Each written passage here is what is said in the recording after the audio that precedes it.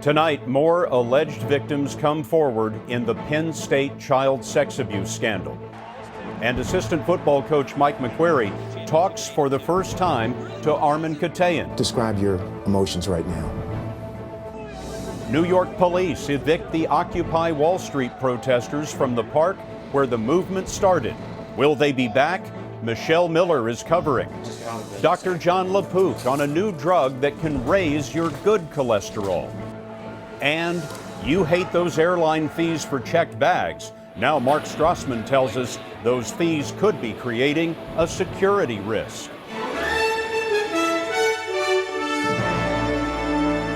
This is the CBS Evening News with Scott Pelley. Good evening. We're being told tonight that more victims have come forward in the Penn State child sex abuse investigation. Our chief investigative correspondent, Armen Keteyian, has learned that the state police are vetting the claims of others who say they too were sexually assaulted by former assistant football coach Jerry Sandusky.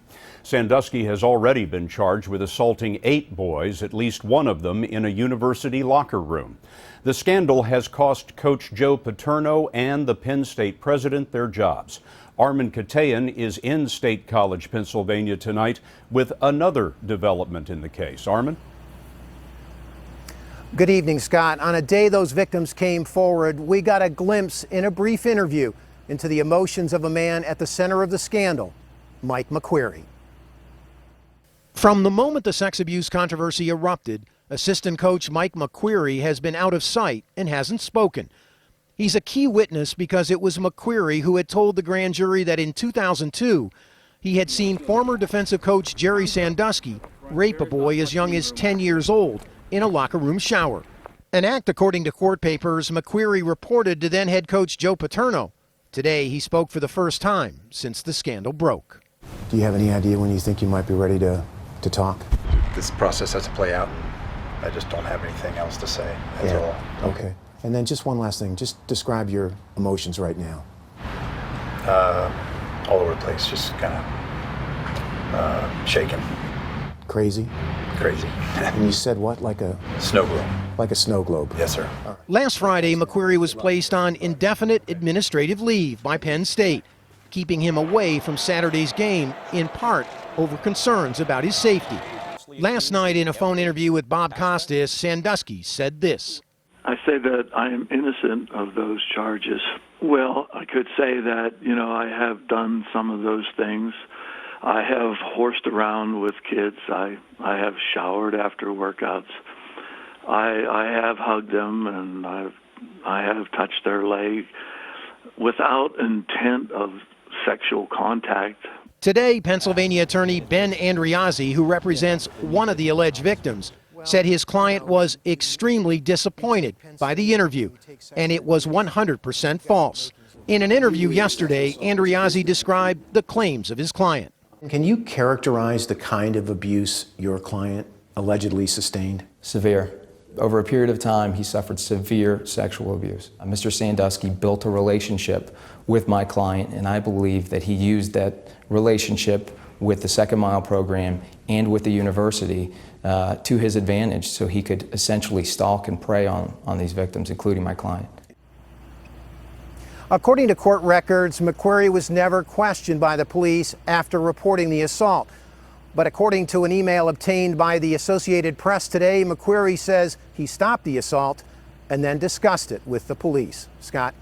Armen, in that brief conversation you had with McQuarrie on his porch, part of that was off camera. I wonder what he told you.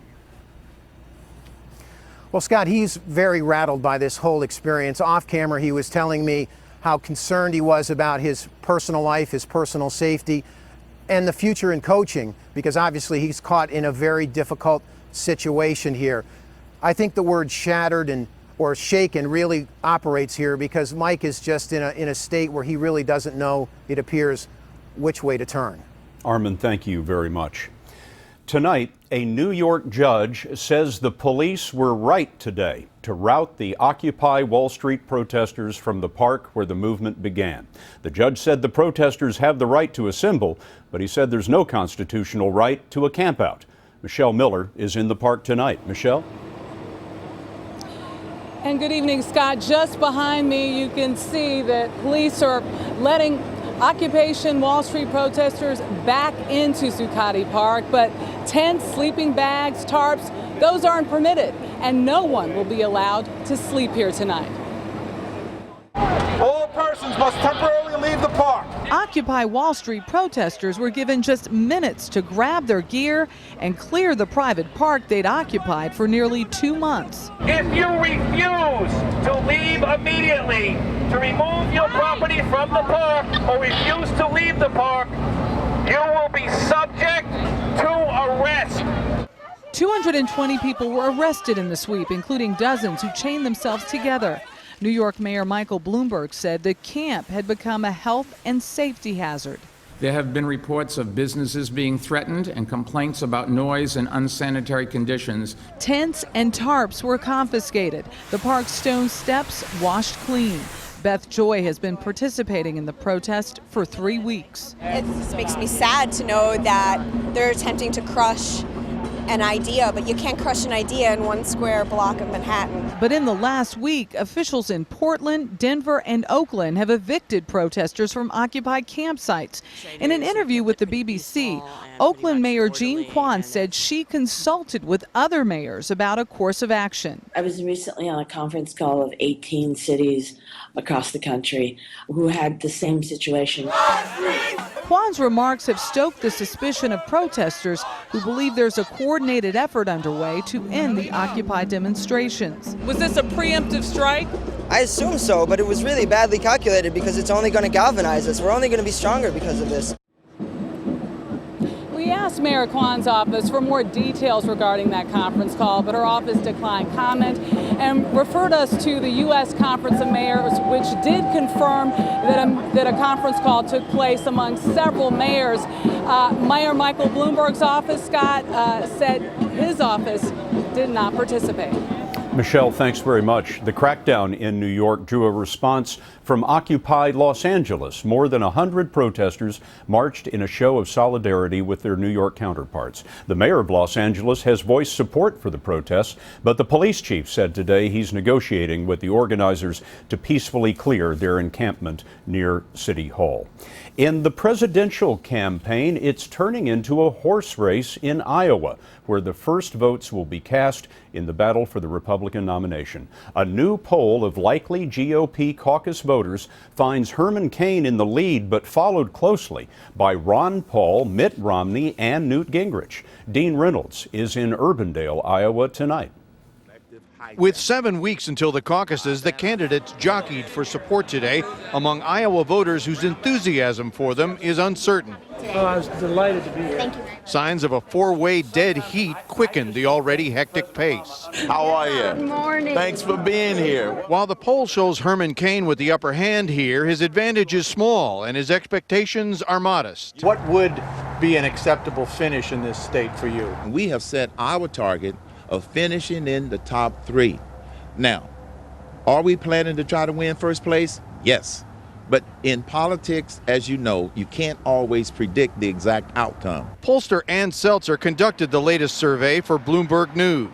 I think you're seeing the candidates put on their final push, and caucus goers are responding by spreading out their vote. Good news for Newt Gingrich, who has been slowly but surely building support and a war chest. Over the summer, he raised less than $1 million. But since October 1st and a series of well-received debates, his campaign has taken in $3 million. That's not the only change. Back in September, with his popularity in single digits and his campaign an afterthought, he refused to criticize his fellow Republicans. I'm frankly not interested in your effort to get Republicans fighting each other. But now that he's in the thick of the race, there's a different tone, especially toward Mitt Romney. A large part of this party, I'll let you decide what percent, but a large part, well over half of it, for one reason or another, isn't comfortable with Governor Romney. But the question, Scott, is whether Republicans are comfortable with any of these candidates. In this latest poll coming out of Iowa, 60% of the respondents said they could be persuaded to back someone other than their top choice, even at this relatively late date. Thank you, Dean. For 8 months now, protesters in Syria have been fighting and dying trying to overthrow Bashar al-Assad. Today, they got some support from Turkey. It threatened to cut electricity to Syria if Assad doesn't end his crackdown on the protesters. Elizabeth Palmer tells us that dozens were killed yesterday in one of the bloodiest days since the uprising began. The cell phone video may be shaky, but it purports to show Syrian soldiers and government thugs shooting opposition protesters who want democratic reforms. More than 3,500 of them killed since March, according to the United Nations. Syria's neighbors, traditionally reluctant to criticize an Arab ally, now insist this violence must stop. Turkish Prime Minister Tayyip Erdogan is the most outspoken. Those who fire shots at their own people, he said, will go down in history as leaders who feed on blood. In Washington, U.S. State Department spokesman Mark Toner said Syria's isolation is deepening. The drumbeat of international pressure is increasing on Assad. The pressure's increasing inside Syria, too. Today, thousands marched in a funeral procession for 6 victims said to have been killed by government forces. This may not yet be a full-blown civil war, but the signs are it's heading that way. Lone soldiers began announcing their defections from the Syrian army in the summer. Now, whole groups are doing it and turning their guns and military know-how against Assad's regime. Elizabeth Palmer, CBS News, London. Tonight, it appears there is a new drug that can raise a patient's good cholesterol. The new air travel security risk, too much carry-on luggage, and will take you to the hottest thing in Iceland when the CBS Evening News continues.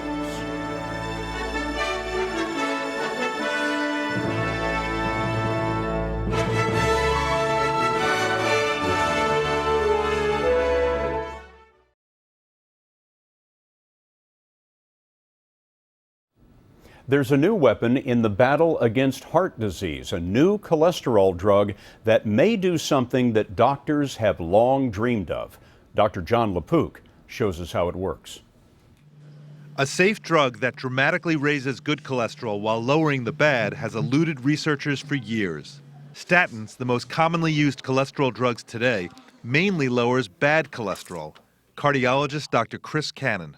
Well, lowering the bad cholesterol is one of the best ways to prevent heart attacks and strokes, but it's not good enough because there are many ways that cholesterol can build up in the artery. In a study presented today at the American Heart Association, researchers reported early results with a drug called evacetrapib, which goes an important step further and significantly elevates HDL, or good cholesterol. Nearly 400 patients were studied for 12 weeks.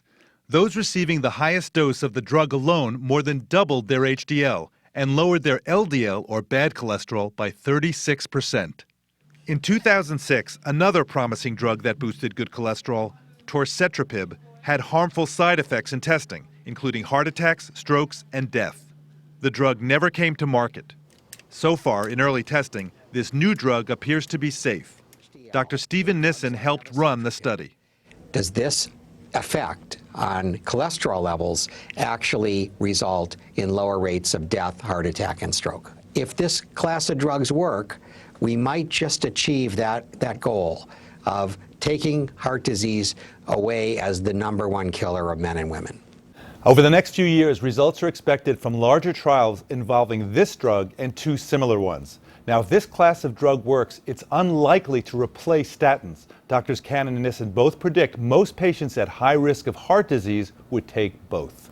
Thank you very much, John. We have more information. You can find it on our health partner, webmd.com. Search cholesterol. The most fascinating sound that we heard in the newsroom today is an audio recording from the day that President Kennedy was assassinated. This is the White House Situation Room informing members of his cabinet about the tragedy as they and Press Secretary Pierre Salinger were flying to Japan. Salinger's code name was Wayside. Wayside, this is the Situation Room. I read from the AP Bulletin, Kennedy apparently shot in head down in back seat of his car. Blood was on his head. Mrs. Kennedy cried, "Oh no," and tried to hold up his head. The president and the governor were rushed to Parkland Hospital near the Dallas Trade Mart, where Kennedy was to have made a speech. Over. The audio tape is part of a 2-hour recording of radio traffic from November 22, 1963. It belonged to President Kennedy's military aide, the late General Chester Clifton Jr., and it's now up for sale. Those fees for checking bags could be jeopardizing airport security. We'll show you why next.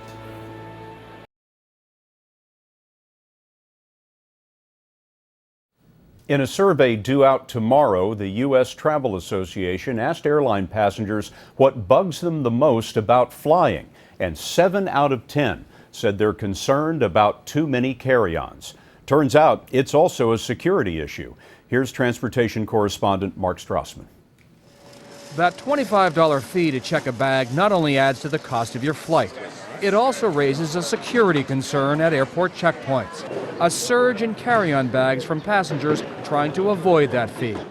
The Transportation Security Administration says passengers carried on 59 million more bags last year than the year before. And this year, the number of carry-ons will jump another 28 million to nearly 90 million more bags. John Pistol is the head of the TSA. 90 million more carry-on bags than there were just 2 years ago. How much of a difference has that made to screening? It obviously takes more time in two areas. One is just the sheer volume of the bags, the carry-on bags. But then two, most are fairly densely packed because people are trying to get everything in. But does it also increase the chance that a security officer might miss something? Well, there's always that possibility. But the airline industry's bottom line increasingly depends on these fees. Without the $3.4 billion generated by checked bag fees, the airlines would be in the red. Gene Medina is a vice president with the Air Transport Association, the airline's trade group.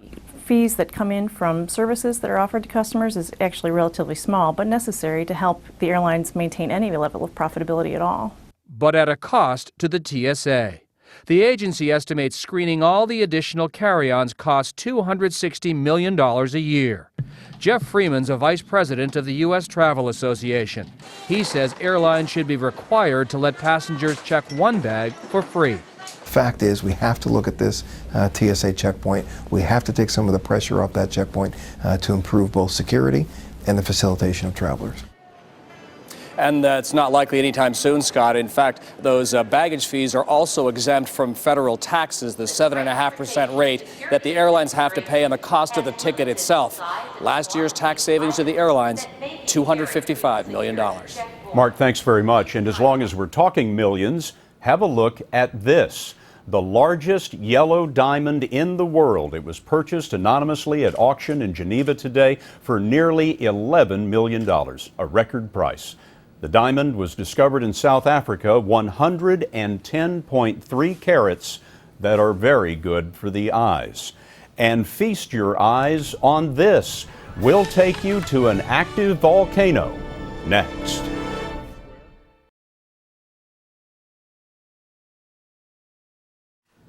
A spectacular volcanic eruption continues in Congo tonight. Lava is shooting 1,000 feet into the air, and the eruption may last for months.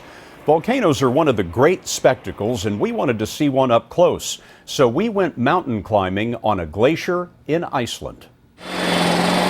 Iceland has 30 active volcanoes, and to get to the summit of one of them, we drove up through the clouds in all-terrain trucks. We made it out of the clouds. Then we walked the last steps to the summit with Haraldur Sigurdsson. Wow. A native Icelander and volcanologist who has studied volcanoes for more than 40 years. Oh, look at that. Incredible. What a sight. Tell me what you're seeing. In big clouds of ash that are moving up, straight up into the atmosphere at the velocity of a few hundred feet per second. How big are these pieces that we see flying? Some of these are the size of cars. Size of cars? Yeah. And how high are they going up? Must be 1,000 feet. Oh, at least 1,000 feet, but they're still red hot. They're maybe 2,000 degrees Fahrenheit. This is a great place to explain exactly where volcanoes happen on the Earth. The crust of the Earth, of course, is fractured like a broken mirror, and it's fractured into about 15 major plates called tectonic plates. Volcanoes happen all around the edges where the Earth's crust is fractured. And here in Iceland, a major line runs right through the middle of the island, and the two plates are breaking apart. And that's exactly what you see happening behind me. The fine ash lays a blanket over the farms below. They call it ash, but it feels more like sand, and its reach in the air can extend thousands of miles. In 2010, Icelandic ash grounded 10 million air travelers. But Haraldur Sigurdsson told us that's nothing. An eruption in the Pacific back in 1816 put so much ash into the air that it blocked the sunlight, and there was a year without summer in North America. During that summer, there were crop-killing frosts every one of the summer months in New England. There were no crops gathered that year. In New England, because of a volcano in Indonesia? Yeah, exactly on the other side of the world. That's how far-reaching the effects of volcanoes can be. They're truly global. Yep, this is a great job. And that is the CBS Evening News for tonight. For all of us at CBS News, all around the world, good night.